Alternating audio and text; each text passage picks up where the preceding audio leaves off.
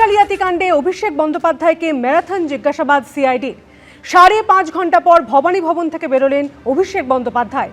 14 June বেলা 12টায় ফের অভিষেক বন্দ্যোপাধ্যায়কে তলব সিআইডি। সই জালিয়াতি কাণ্ডে একাধিক প্রশ্নের উত্তর মেলেনি, এমনটাই দাবি সিআইডি। রেজলিউশন বুক সংক্রান্ত কোনো প্রশ্নের উত্তর মেলেনি, এমনটা দাবি সিআইডি। সিআইডির ম্যারাথন জিজ্ঞাসাবাদ এবং তাতে একাধিকবার মেজাজ হারালেন অভিষেক বন্দ্যোপাধ্যায়। 3 বার হাজিরা এড়িয়ে হাইকোর্টের নির্দেশের ভর ভবানী ভবনে যান অভিষেক বন্দ্যোপাধ্যায়। বিধায়কদের সই জালিয়াতি কাণ্ডে অভিষেক বন্দ্যোপাধ্যায়কে 5.5 ঘন্টা জিজ্ঞাসাবাদ করে সিআইডি। বিকেল 5টা 49 ভবানী ভবনে ঢোকেন অভিষেক বন্দ্যোপাধ্যায়।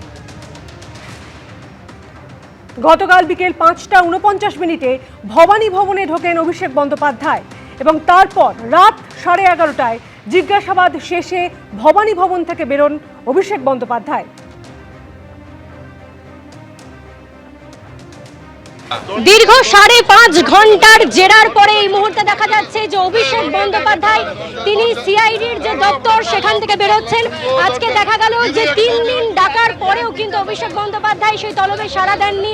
তবে এই মুহূর্তে দেখা যাচ্ছে যে আজকে 5.5 ঘন্টা জেরার পরে এই মুহূর্তে অভিষেক বন্দ্যোপাধ্যায় এই মুহূর্তে সিআইডির যে দপ্তর সেই দপ্তর থেকে বেরোচ্ছেন। আজকে কিন্তু হাইকোর্টের নির্দেশ ছিল সন্ধ্যে 6টার মধ্যে তাকে হাজিরায় সাড়া দিতে হবে এবং তারপরেই কিন্তু আজকে তিনি 5টা 49 এসে পৌঁছন এই সিআইডির দপ্তরের। এই মুহূর্তে দেখা যাচ্ছে অভিষেক বন্দ্যোপাধ্যায় তিনি যে গাড়িতে করে এসেছিলেন সেই গাড়িতে করে এই মুহূর্তে সিআইডির যে দপ্তর ভবানী ভবনে অবস্থিত সেখান থেকে তিনি বেরোচ্ছেন। আজকে 5.5 ঘন্টা তিনি তদন্তকারী অফিসারদের জিজ্ঞাসাবাদের সম্মুখীন হয়েছিলেন এবং 5.5 ঘন্টা পরে কিন্তু তিনি এই মুহূর্তে ভবানী ভবন থেকে বেরিয়ে যাচ্ছেন। আজকে তাকে তলব করা হয়েছিল এবং তারই সঙ্গে হাইকোর্টের নির্দেশ ছিল যে সন্ধ্যে 6টার মধ্যে অভিষেক বন্দ্যোপাধ্যায়কে সিআইডিতে ভবানী ভবনে যে দপ্তর সেই দপ্তরে এসে জিজ্ঞাসাবাদের মুখোমুখি হতে হবে এবং সেই মোতাবেক দেখা যায় 5টা 49 তিনি আসেন এবং সিআইডির যে দপ্তর ভবানী ভবনে সেখানে এসে হাজিরা দেন।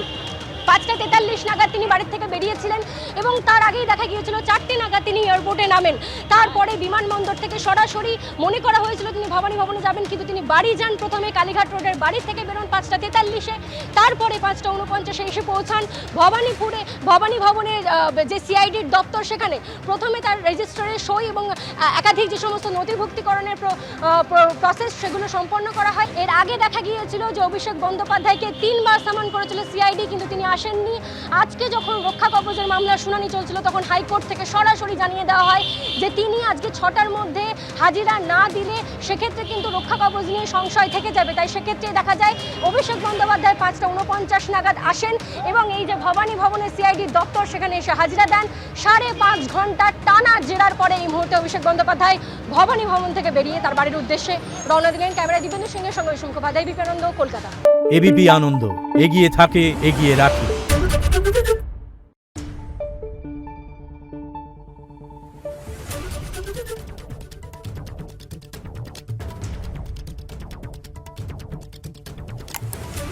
Thank you.